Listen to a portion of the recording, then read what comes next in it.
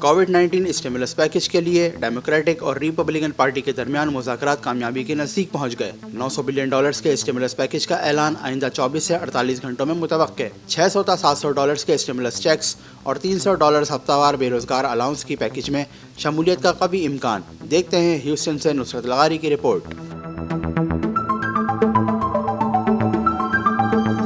$900 billion کے stimulus package کے لیے ڈیموکریٹک اور ریپبلکن پارٹی کے منتخب اراکین کے درمیان جاری مذاکرات کامیابی کے قریب پہنچ گئے ہیں۔ اسٹیمولس پیکج میں امریکی عوام کے لیے $600 to $700 کے اسٹیمولس چیک اور $300 ہفتہ بے روزگاری الاؤنس کی 16 ویکس تک فراہمی کی شمولیت یقینی نظر آتی ہے، جس پر دونوں جماعتوں کے ارکان کے درمیان اتفاق نظر آتا ہے۔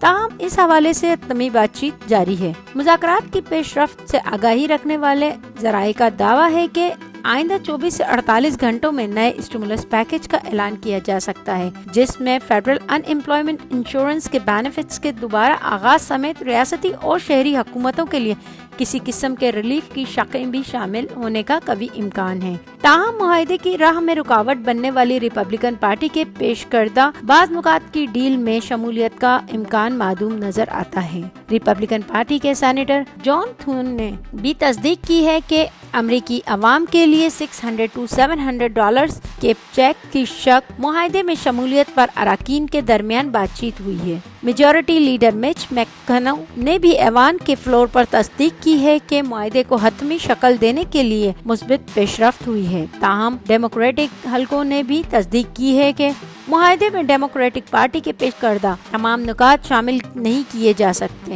لیکن مستقبل میں اضافی ریلیف کا امکان موجود ہے۔ گزشتہ روز جاری ہونے والی سمری کے مطابق اسٹیمولس پیکج کے بل میں اسمال بزنسز کے لیے بھی قرضوں کی فراہمی کی مد میں $300 بلین رکھے گئے ہیں، جبکہ کورونا ویکسین کی تقسیم اور انفراسٹرکچر کے لیے بھی بل میں $2.58 بلین مختص کیے گئے ہیں۔ سمری کے مطابق 16 ویکس کے لیے پینڈیمک ان ایمپلائمنٹ انشورنس پروگرام کے لیے بھی اسی میں سے رقم فراہم کی جائے گی، جبکہ سمری میں فیڈرل سپلیمنٹل ان ایمپلائمنٹ انشورنس کے $300 ہفتے کی فراہمی بھی شامل ہے۔